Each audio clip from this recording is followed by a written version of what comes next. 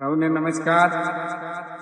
મારા વાલા 14 નિયોજન વિધાનસભા મત વિસ્તારના સૌ પરિવારજનો અને સૌ બનાસવાસીઓને પવિત્ર શ્રાવણ માસમાં સૌને હર હર ભોલે.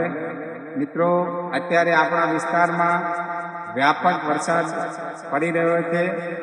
આપણા યશસ્વી વડાપ્રધાન આદરણીય નરેન્દ્રભાઈ મોદી સાહેબે આપણને કાર્યક્રમ આપ્યો છે કેચથી રેન. પાણીને સંગ્રહ કરો, એનો સંચય કરો. મારી આપ સૌની વિનંતી છે કે આ વરસાદ રૂપી જે પાણી આપણને મળી રહ્યું છે, કુદરતનો પ્રસાદ છે. એ પ્રસાદ, એ પાણી, એનો સંગ્રહ થાય, એનો જમીનમાં ઉતારવાનો, એનો સંચય થાય, એના માટેનો આપણે સૌ સહિયારો પુરુષાર્થ કરીએ.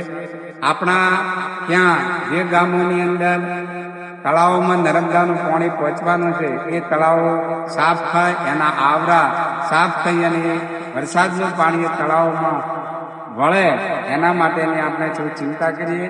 એની સાથે સાથે આપણા વિસ્તારની અંદર જે 8 થી 10,000 ખેડૂતોના ફેલ થયેલા બોર પોતાના ખેતરની અંદર પડ્યા છે, એ તમામ બોર જ્યાં ખેતરની અંદર આપણું પાણી ભેગું થાય છે ત્યાંથી પાઇપલાઇન ભૂગર્ભમાં નાખી અને ચેમ્બર બનાવી પાણીને ચોખ્ખું કરી, પાણીને આશરું કરી અને જો આપણે આ ફેલ થયેલા બોરોમાં વાળીએ તો આ ભૂગર્ભને આપણે રિચાર્જ કરી શકીએ એમ છીએ.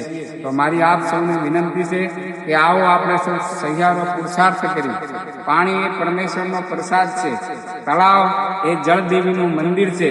આ પવિત્ર શ્રાવણ માસની અંદર ભગવાનની અને જળદેવીની પૂજા સમાના કાર્યને આપણે સૌ પ્રયત્ન દ્વારા આ કાર્ય કરીએ એવી આપ સૌને વિનંતી કરું છું. એની સાથે સાથે આપણા વડાપ્રધાન નરેન્દ્રભાઈ મોદી સાહેબે એક પેડ માં કે નામ એ કાર્યક્રમ આપણી વચ્ચે છે. અત્યારે પવિત્ર શ્રાવણ માસ છે, પુષ્ય નક્ષત્ર છે અને મેહુલો મન મૂકીને વરસી રહ્યો છે. ત્યારે આપણે મોટા પ્રમાણમાં વૃક્ષોનું વાવેતર કરી, એનું જતન કરી, એનો ઉછેર કરી અને પેડ એ પરમેશ્વરનું રૂપ છે, છોડ એ રણછોડનું રૂપ છે.